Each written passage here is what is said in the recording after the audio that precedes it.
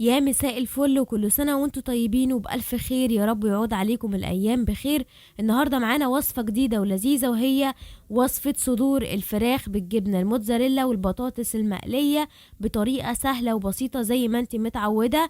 بس قبل ما تشوفي الفيديو لحد الآخر ما تنسيش تفعلي جرس الاشتراك وتشتركي في القناة لو ما كنتيش مشتركة عشان يوصلك كل جديد على قناتنا، قناة تيسير أبو دهب. أول حاجة هبتدي أحط الزيت على النار، وهكون مجهزة حبايتين من مكعبات البطاطس وهقشرها واغسلها كويس، وهبتدي أنزل بيها في الزيت وابتدي أقلب لحد ما تتحمر معايا بالشكل ده، وهبتدي اصفيها من الزيت. بعد كده هبتدي اجيب مكعبين من الزبدة في طاسة عليهم معلقة كبيرة من الزيت بالشكل ده، واستنى لحد ما يدوبوا.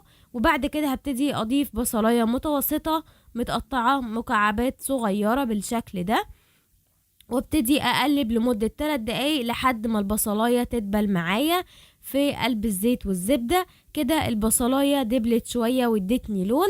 هبتدي اضيف نص كيلو من صدور الفراخ متقطعين مكعبات متوسطة بالشكل اللي انتي شايفاه ده وبالحجم ده.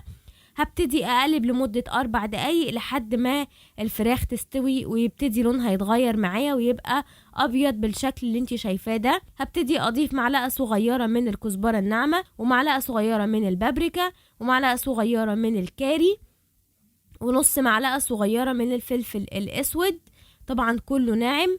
وهبتدي اضيف الملح حسب الرغبة، وابتدي استمر بالتقليب لمدة دقيقتين بحيث اكمل سوا للفراخ لصدور الفراخ. وبعد كده هبتدي اضيف معلقتين كبار من الجبنة الكريمي وعليهم معلقتين كبار من المايونيز بالشكل ده، وابتدي اكمل تقليب ووزعهم زي ما انتي شايفة كده بالتقليب المستمر، واكمل تقليب بحيث يتخلطوا مع بعض كويس. وهبتدي اضيف ربع كوباية من المية، وبرضو هكمل تقليب بحيث الفراخ تكمل سواها. بعد كده هبتدي اضيف البطاطس على الفراخ بالشكل ده، وهبتدي اقلب البطاطس مع صدور الفراخ اللي انا ضفتها من شوية، وهبتدي اسيبهم على نار متوسطة لمدة 10 دقايق. وبعد ما ال10 دقايق يخلصوا هبتدي اشيل الغطا واديها تقليبة كده، وبكده تكون الفراخ استوت بالشكل اللي انتي شايفاه ده. اضيف كده شوية جبنة ميكس موتزاريلا من على الوش، عايزة تضيفي شيدر اوكي، مش حابة خلاص موتزاريلا بس زي ما تحبي.